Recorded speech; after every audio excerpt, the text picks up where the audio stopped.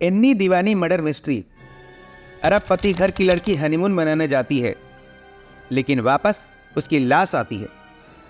आपने murder mystery और suspense वाली कई फिल्में देखी होगी, लेकिन जिस घटना के बारे में आज हम आपको बताने जा रहे हैं उसे सुनकर आप भी हैरान रह जाएंगे। जितना सस्पेंस इस मर्डर केस में है, उसे सुनकर फिल्में भी छोटी लगने लगेगी। यह कहानी अरबपति घराने का है। हम बात कर रहे हैं 2010 में दुनिया भर में चर्चा में रहने वाली एन्नी देवानी मर्डर केस की। आखिर एन्नी देवानी मर्डर केस क्या है? इस केस में मर्डर किसका हुआ?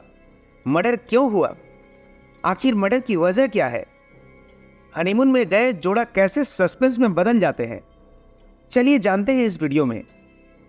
आपने अभी तक इतनी प्लानिंग के साथ मर्डर कभी नहीं सुनी होगी। कहानी शुरू करने से पहले अगर आपने मेरे चैनल को अभी तक सब्सक्राइब नहीं किया है तो प्लीज़ दोस्तों अभी ही इस चैनल को सब्सक्राइब करें और बेल आइकन को दबा दें ताकि मेरी आने वाली वीडियो आप तक आसानी से पहुंच जाए। और अगर वीडियो पसंद आए तो उसे लाइक कर शेयर भी करें ताकि मेरा हौसला बढ़ता रहे। दोस्तों, इस कहानी में एक के बाद एक कई किरदार आते हैं, लेकिन इसके दो अहम किरदार हैं। वो है 28 साल की एन्नी देवानी और 32 साल का श्रेयन देवानी। एन्नी देवानी का पूरा नाम एन्नी हिंदोजा था। शादी के बाद यह देवानी परिवार की बहू बनी, जिसकी वजह से यह हिंदोजा से देवानी बन जाती है।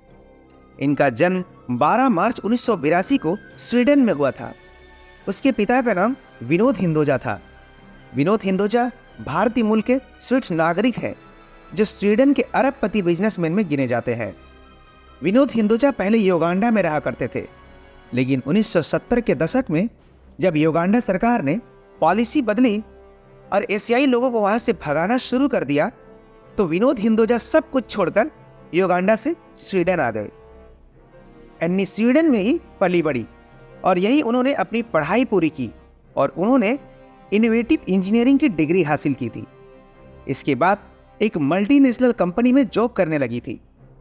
इस कहानी के दूसरे अहम किरदार हैं श्रेयन देवानी।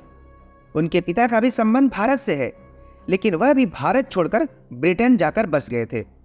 ब्रिटेन में इन्होंने अपना बहुत बड़ा एम्पायर खड़ा किया और अरबपतियों की लिस्ट में शामिल हो गए। जब श्रेयन जवान हुए तो उन्होंने अपनी फैमिली बिजनेस को और तरक्की की ओर ले गए। काम के सिलसिले में एन्नी देवानी का ब्रिटेन आना जाना लगा रहता था।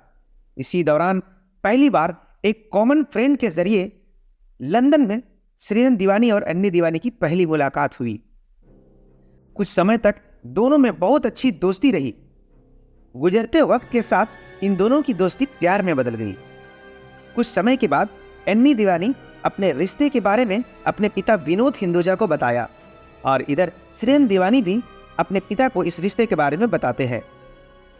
दोनों के परिवार वाले इस रिश्ते के बारे में सुनने के बाद इस रिश्ते के लिए राजी हो गए। इस रिश्ते की मंजूरी के बाद एन्नी 2010 में स्वीडन छोड़कर यूके में शिफ्ट हो गई और फिर इन दोनों के परिवार वालों की रजामंदी से मई में इंगेजमेंट भी कर दी गई।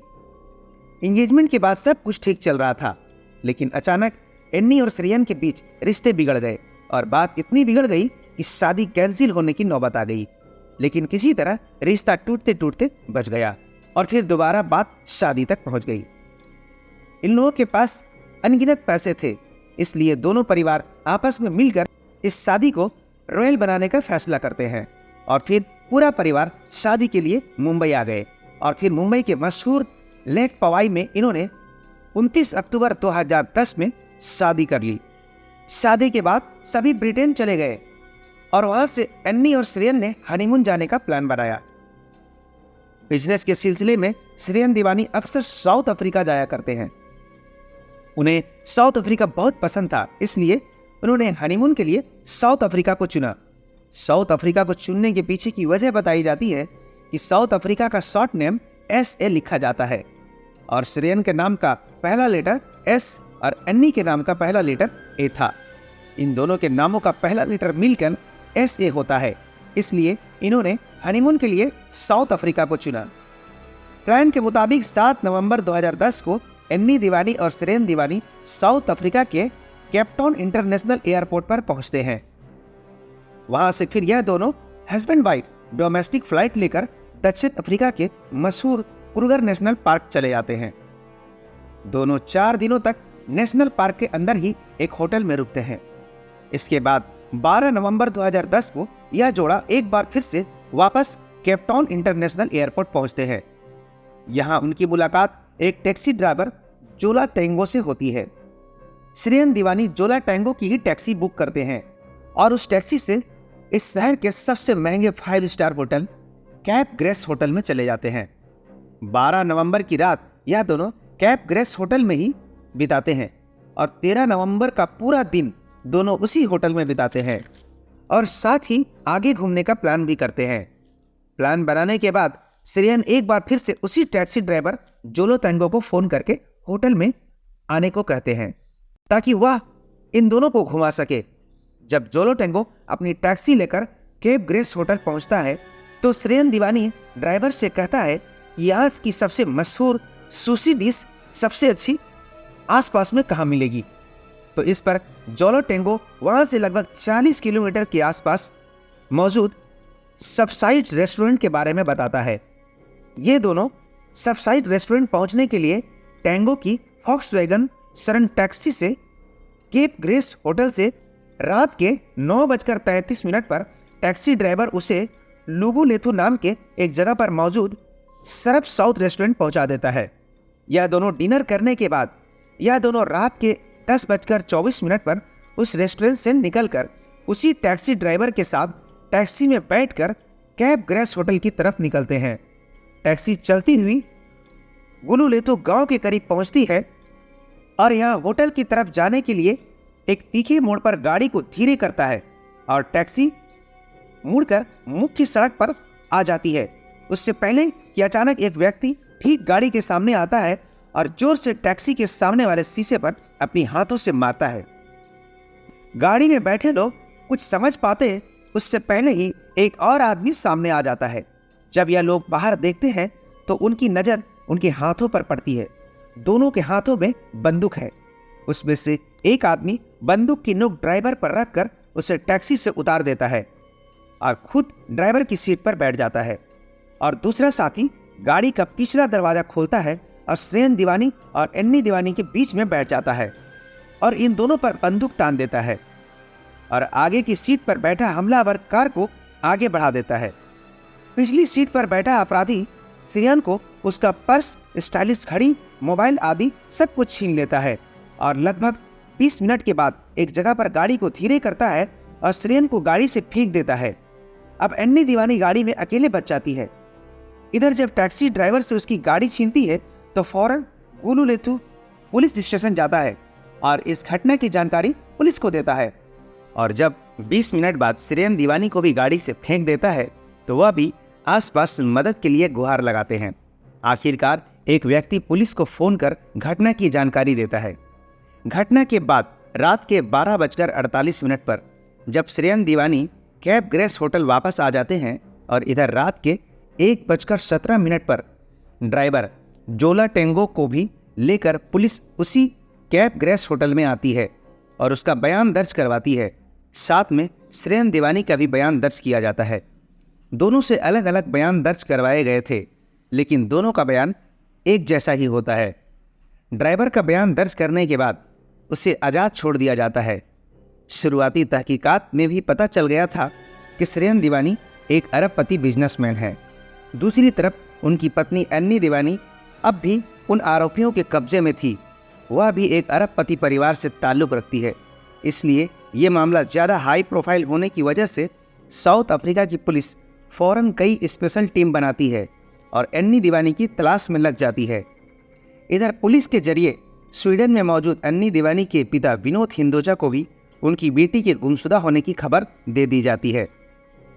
जैसे ही उन्हें यह खबर मिलती है वह रात में ही साउथ अफ्रीका आने के लिए एयरपोर्ट पहुंच जाते हैं। घटना 13 नवंबर 2010 को रात के लगभग 11 बजे के आसपास हुई थी और अब तारीख बदलकर 14 नवंबर 2010 हो गया था। पुलिस एन्नी दीवानी की तलाश में लगी हुई थी। तभी पुलिस की एक टीम को लूटपाट वाली जगह से कुछ दूर फॉक्सवैगन सरन टैक्सी खड़ी होने की खबर मिलती है। खबर मिलते ही पुलिस फौरन उस जगह पर पहुंच जाती है और गाड़ी को अपने कब्जे में ले लेती है और गाड़ी की तलाशी ली जाती है। गाड़ी के पिछले सीट के नीचे अन्नी देवानी की लाश नजर आती है। पुलिस फौरन लाश को बाहर निकालकर अपने कब्जे में ले लेती है। साथ ही फॉरेंसिक टीम बुलाकर सबूत इकट्ठा किए जाते हैं और गाड़ी को भी जांच के लिए भेज दिया जाता है। एन्नी की लाश मिलने की खबर एन्नी के पति श्रेयन दीवानी और एन्नी के पिता विनोद हिंदोजा को दी जाती है, जो अब भी अपने फ्लाइट का इंतजार कर रहे थे। पुलिस एन्नी के शरीर पर 3 जगह गोली लगने के निशान दिखाई देते हैं। शुरुआती तहकीकात के बाद एन्नी की लाश हॉस्पिटल पोस्टमार्टम के लिए भेज दिया जाता है। इधर रात के 11 बजे एन्नी के पिता विनोद हिंदोजा भी साउथ अफ्रीका पहुंच जाते हैं। एन्नी की लाश देखने पर खुलासा होता है कि एन्नी पर मौजूदा वाइट गोल्ड और डायमंड की ब्रेसलेट गायब है और उसकी एक खास एडिसन घड़ी भी गायब है। इसके अलावा उसके पास जो ब्लैकबेरी का फ़ोन था वह भी गायब है। कुल मिलाकर एन्नी के पास से होने वाली चीज़ों की कीमत 5 लाख से ज़्यादा की थी। इधर पोस्टमार्टम रिपोर्ट आ जाती है जिसमें शरीर पर सिर्फ 1 गोली लगने की सबूत मिलते हैं। पोस्टमार्टम के दौरान किसी भी तरह के यौन हिंसा या फिर बलात्कार जैसी पुष्टि नहीं होती है। इस तरह यह मामला साफ था कि किडनैपिंग सिर्फ लूटपाट के इरादे से किया गया था। फिर सवाल यह भी उठता है कि अगर किडनैपिंग लूटपाट के इरादे से किया गया था तो एन्नी की हत्या क्यों की गई? पुलिस इसका जवाब ढूंढने में लगी हुई थी और 15 नवंबर 2010 आ चुका था। गाड़ी और लाश मिलने के बाद पुलिस पर भी बहुत प्रेशर था कि जल्द से जल्द एन्नी दीवानी की कातिलों का पता लगाया जाए। इस सिलसिले में पुलिस लगातार छापेमारी कर रही थी, लेकिन पुलिस के हाथ अभी तक खाली थे। इसी दौरान पुलिस का ध्यान बयान में दी गई ड्राइवर की बातों पर जाता है कि सबसे पहले गाड़ी के अगले हिस्से पर एक अपराधी ने अपने पंजे से हमला किया था और पुलिस फौरन फॉरेंसिक टीम के पास पहुंचती है और आगे के शीशे से फिंगरप्रिंट्स निकालने की कोशिश की जाती है। किस्मत से पुलिस को फिंगरप्रिंट्स मिल जाता है। उस फिंगरप्रिंट्स को फॉरेंसिक लैब भेज दिया जाता है। अब पुलिस रिकॉर्ड से उस फिंगरप्रिंट्स की मैचिंग की जाती है। कुछ कोशिश के बाद वह फिंगरप्रिंट पुलिस के रिकॉर्ड में पहले से दर्ज थी। ओली लेमन गेली नाम के एक व्यक्ति से मिल जाती है। ओली लेमन गेनी यह छोटा मोटा सा क्रिमिनल था जो पहले भी छीन छान और लूटपाट के छोटे मोटे केस की वजह से जेल जा चुका था, लेकिन उसने कभी भी किसी की हत्या नहीं की थी। अब पुलिस फौरन ओली लेमन गेनी की तलाश में लग जाती है, लेकिन 15 तारीख को इसका कोई पता नहीं चल पाता है। लेकिन पुलिस हार नहीं मानती है और अपनी कई टीम ओली लेमन गेनी की तलाश में लगा देती है। और इतनी कोशिशों के बाद 16 नवंबर 2010 की रात को हेतिया नामक के एक गांव से ओली लेमन गेनी को गिरफ्तार कर लिया जाता है। अब पुलिस उससे पूछताछ शुरू करती है तो वो कहता है कि उसने इस तरह की कोई घटना को अंजाम नहीं दिया है, लेकिन जब पुलिस सख्ती करती है तो वह मान लेता है कि उसने किडनैप किया और लूटपाट में भी उसका हाथ है, लेकिन उसने एन्नी दीवानी पर गोली नहीं चलाई। जबकि जीवामा डोडा कबाबे नाम के तीसरे व्यक्ति ने बैग छीनने के दौरान एन्नी दीवानी पर गोली चला दी थी, जिससे एन्नी की मौत हो गई। अब पुलिस जीवामा डोडा कबाबे की तलाश में लग जाती है। इधर कागजी कार्रवाई पूरी करने के बाद एन्नी दीवानी की लाश एन्नी दीवानी के पिता को सौंप दी जाती है। 17 नवंबर 2010 की रात एन्नी दीवानी की लाश को ब्रिटिश एयरवेज की चार्टर्ड फ्लाइट से लेकर श्रेयन दीवानी और विनोद हिंदोजा ब्रिटेन वापस आ जाते हैं। श्रेयन अपनी नई नवेली दुल्हन को खुशियों के साथ हनीमून पर ले गए और वापस मायूस ताबूत में बंद उसकी लाश लेकर यहाँ आए। यहाँ धार्मिक रीति रिवाज से अन्नी का अंतिम संस्कार कर दिया गया और इधर साउथ अफ्रीका में पुलिस अब भी पूरी जी जान कबाबे नाम के अपराधी को ढूंढने में लगी हुई थी। इसी तलाशी के दौरान पुलिस को एक मुखबिर के जरिए कबाबे के लोकेशन की जानकारी मिलती है। बिना वक्त जाया किए 17 नवंबर 2010 के रात 1 बजे एक पुलिस टीम बनाई गई, लोकेशन पर जा पहुंची और जीवामा डोडा कबाबे को गिरफ्तार कर लेती है। शुरुआती पूछताछ में कबाबे भी हर तरह से इल्ज़ाम से इनकार करता है, लेकिन जब पुलिस बताती है कि ओलिवो लेमनगेनी ने बताया है कि एन्नी दीवानी पर गोली तुमने चलाई है, तो इस पर कबाबे बताता है किडनैप और लूटपाट में शामिल जरूर था, लेकिन गोली मैंने नहीं, ओलिवो गेनी ने ही चलाई थी। जब पुलिस कबाबे से पूछती है कि आखिर तुमने यह सब क्यों किया, तो यहाँ पर कबाबे एक और व्यक्ति का नाम लेता है, मोंडे बोलाम्बो, और कहता है कि किसी ने मुझे किसी से मिलवाया था, उसी ने मुझसे यह सब कुछ करने को कहा था। पुलिस इस केस को जितना सुलझाने की कोशिश कर रही थी, आगे यह उतनी ही उलझती जा रही थी। अब पुलिस मोंडे कोवाम्बो को ढूंढने में लग जाती है। पुलिस अपने रिकॉर्ड से इस व्यक्ति के बारे में जानकारी हासिल करने की कोशिश करती है, लेकिन कुछ हासिल नहीं होता है। तहकीकात के बाद पुलिस को पता चलता है कि मोंडे बोलाम्बो पास के ही कॉल्सियम होटल में रिसेप्शनिस्ट का काम करता है। मोंडे बोलाम्बो के बारे में सभी जानकारी हासिल करने के बाद 18 नवंबर 2010 की सुबह पुलिस उस होटल में पहुंच जाती है। सोमवार को मोंडे को गिरफ्तार कर लिया जाता है। अब पुलिस उससे यह जानने की कोशिश करती है कि आखिर इस हत्या के पीछे इसका क्या हाथ है। इससे पूछताछ शुरू हो जाती है। पुलिस उससे पूछती है कि तुमने जिवाबा मोडा को किससे मिलवाया था, तो वह जिसका नाम लेता है उसे सुनकर पुलिस भी हैरान रह जाती है। दोस्तों, आखिर क्या बताया बोलाम्बो ने पुलिस को? कौन था वो? क्या अपराधी पकड़ा गया? क्या उन्हें सजा मिली? इन सभी सवालों के जवाब जानने के लिए एन्नी दीवानी का आने वाला दूसरा भाग देखिए। दोस्तों, अगर आपने अभी तक मेरे इस चैनल को सब्सक्राइब नहीं किए हैं तो अभी इस चैनल को सब्सक्राइब करें और बेल आइकन को दबा दें, ताकि मेरी आने वाली वीडियो आप तक आसानी से पहुंच जाए। और अगर वीडियो पसंद आए तो उसे लाइक कर शेयर भी करें। मिलते हैं अन्नी दीवानी के भाग 2 में। धन्यवाद।